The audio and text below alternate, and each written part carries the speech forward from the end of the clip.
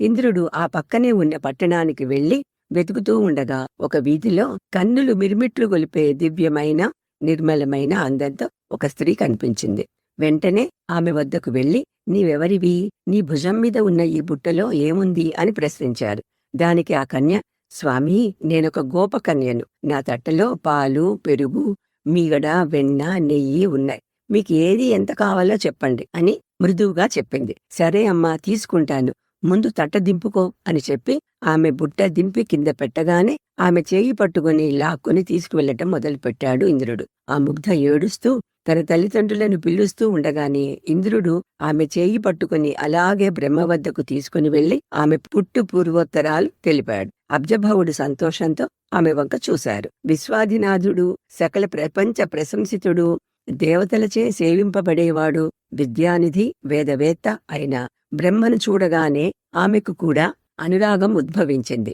బ్రహ్మ విష్ణువుతో, తండ్రి, ఇదిగో గాయత్రి అని పలకగానే విష్ణువు, నీవు వెంటనే ఈమెను గాంధర్వ వివాహం చేసుకోమని చెప్పారు. ఆయన కన్యాదాత కాగా వారిద్దరి వివాహం జరిగింది. వెంటనే ఆయన పక్కన ఆమె కూర్చోగానే యజ్ఞాన్ని ప్రారంభించారు. యజ్ఞం చక్కగా వేదమంత్రాల ఘోషతో నడుస్తున్నది ఒకవైపు. మరొక పక్క అన్నదానం ఆద్యధారలతో, మృష్టానాలతో జరుగుతూ ఉంది. యజ్ఞస్థలం అంతా హోమధూమాలతోనూ హవ్యగంధాలతోనూ సుగంధభరితమై ఉంది. అప్పుడు ఆ గోపకన్య తల్లిదండ్రులు తమ పుత్రికను వెతుక్కుంటూ అక్కడికి వచ్చారు. కూతురు కనిపించక తాము పడిన వేదన, బాధ వ్యక్తం చేశారు. మళ్లీ విష్ణుమూర్తే కల్పించుకొని, మీ కూతురు చాలా అదృష్టవంతురాని. ఆమె చేసుకున్న పుణ్యం వల్ల సకల ప్రపంచ సృష్టికర్త అయిన బ్రహ్మకు భార్య అయింది. దీనివల్ల మీ గోపవంశం అంతా పావనమవుతుంది అని చెప్పగానే వాళ్ళు ఎంతో ఆనందంతో, ప్రభువు, నీవు మా కులంలో జన్మిస్తాను అని మాకు మాట ఇవ్వు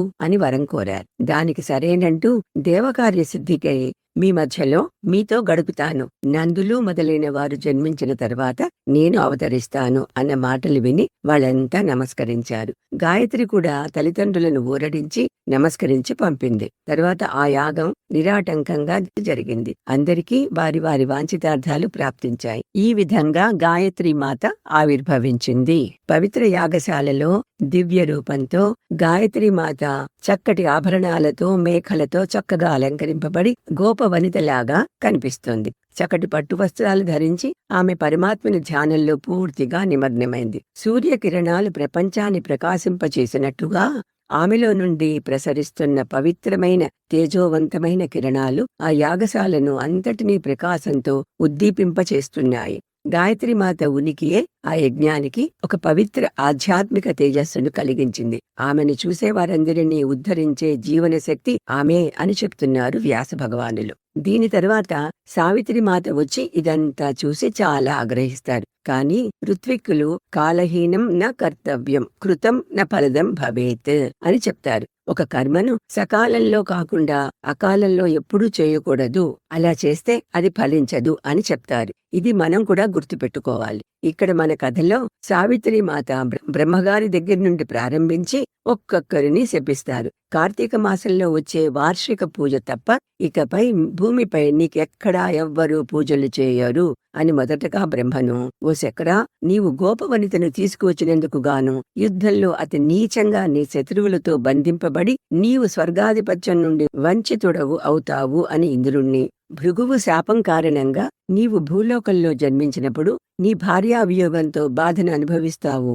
నీ భార్యను నీ శత్రువు మహాసముద్రం అవతలికి తీసుకువెళ్తాడు. కాని ఆమె ఎవరి చేత తీసుకువెళ్లబడిందో నీకు తెలియదు, పరమ దుఃఖాన్ని అనుభవిస్తావు అని నీవు యదువంశంలో జన్మించి పశువుల కాపరిగా ఉంటూ చాలా కాలం సంచరిస్తావని విష్ణువుని శపించింది. ఇక నుండి మీరు ధనాశతోనూ స్వార్థంతోనూ పూజలు, యాగాలు, అర్చనలు చేస్తూ ధనం కోసం అనవసరమైన పూజలను ప్రజలతో చేయిస్తారు. ఇతరుల ఇళ్లలోనే తింటూ బ్రతుకుతారు అని బ్రాహ్మణులను, పూజారులను శపించింది. నీవు రుద్ర వీర్యాగ్నిని తాగెదవుగాక అని అగ్నిదేవుణ్ణి, నువ్వు నా శాపం ఫలితంగా ఎప్పుడూ ఒకచోట ఉండవు, నీచమైన చంచలమైన మనస్తత్వం ఉన్నవాళ్లతోనూ, మూర్ఖులు అనాగరికుల మధ్య, గర్విష్ఠుల మధ్య, దుష్టులతో నీచులతో ఉంటావు అని లక్ష్మీదేవిని శపించింది. నీ భర్త పదవీచ్యుతుడై నహుషుడు నిన్ను కోరినప్పుడు దిక్కులేక నీ గురువుగారి ఇంట్లో ఉంటావు అని ఇంద్రాణిని, మీరు సంతానరహితులై ఉంటారని హైమవతిని దేవతల భార్యలను శపించి ఆ చోటు వదిలి యజ్ఞగిరి వెళ్ళగానే విష్ణువు వెనకాలే వెళ్లి ఆ తల్లిని స్తుతించారు. ఆమె సంతోషించి, ఈ అష్టోత్తరం విన్నవారికి, చదివిన వారికి అన్ని సుఖాలు శుభాలు కలుగుతాయి అని చెప్పి, నీవు యుద్ధంలో ఎప్పుడూ అజేయునిగా నిలిచి ఉంటావని వరం ఇచ్చి వెళ్లి ఆ యజ్ఞం పూర్తి చేయమని చెప్తుంది.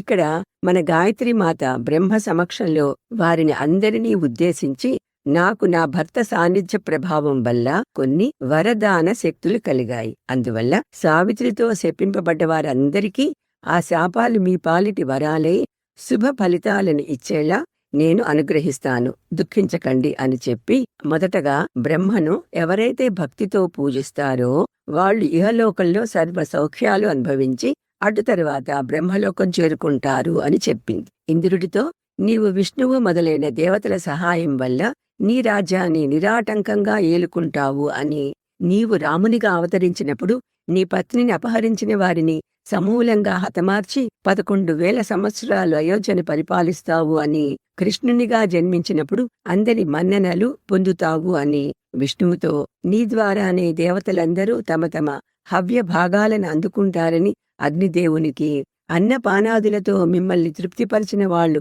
పవిత్రులవుతారని, మిమ్మల్ని ప్రసన్నం చేసుకోవటం ద్వారానే దేవతలు సంతృప్తి చెందుతారని, మీరు భూసురులు పూజ్యులు అవుతారని బ్రాహ్మణులకు చెప్పి, గాయత్రీ మంత్రాన్ని 10 సార్లు పునరావృతం చేస్తే ఈ జన్మలో చేసిన పాపాలు, 100 సార్లు పునరావృతం చేస్తే గతంలో చేసిన పాపాలు, 1000 సార్లు పునరావృతం చేస్తే 3 యుగాలలో చేసిన పాపాలు తొలగిపోతాయని మాట ఇచ్చింది ఆ తల్లి. ఇక లక్ష్మితో, తల్లి, నీవు నివసించిన చోట అందరూ అందరినీ సంతోషపెట్టగలుగుతారు. నీ కృపాదృష్టి పొందిన వారందరూ యోగ్యులు అవుతారు.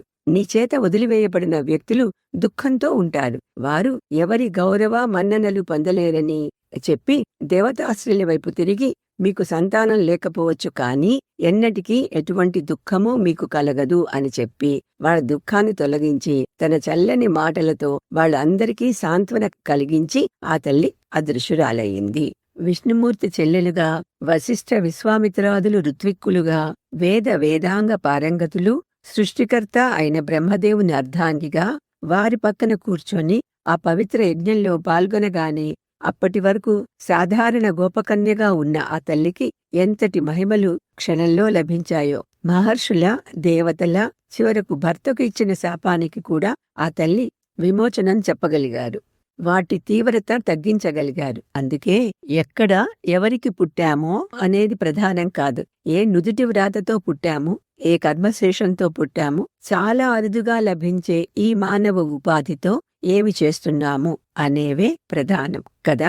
ఒక మంగళవాడికి పుట్టి ఒక బ్రాహ్మణుడు పెంచితే తన తీవ్ర తపస్సుతో మహర్షి అవలేదా మతంగులు. వీరి శిష్యురాలే శబరీమాత రాముల వారిని సేవించాకే ముక్తిని పొందింది. ఈ మతంగ మహర్షి ఆశ్రమం వద్దనే 7 సముద్రాల జలాలు ప్రవహించి వచ్చి పంపా సరోవరంలో కలిశాయి. సాధారణంగా నదీ జలాలు సముద్రంలో కలుస్తాయి, కానీ ఇక్కడ ఈ మహర్షుల తపోబలం వల్ల సముద్ర జలాలే వచ్చి నదిలో కలిశాయి. అందుకే ఆ పంపా సరోవర జలం మహిమాన్వితం. మాతంగి మాతకు తండ్రి కూడా వీరే అని చెప్తారు. అంతటి మహనీయులయ్యారు మతంగులు. వీరే వాలిని శపించింది కూడా. ఈ శాపం సుగ్రీవుని పాలిట వరం అయి రామలక్ష్మణులతో మైత్రి జరిగేలా, మనకు హనుమంతుల వారు లభించేలా చేసింది. అందువల్లనే నారదుల వారు చెప్పినట్టు ఘటయ సతామేవ సంగం అనిశం, ఎప్పుడు మంచివాళ్లతోనే స్నేహం చేయి.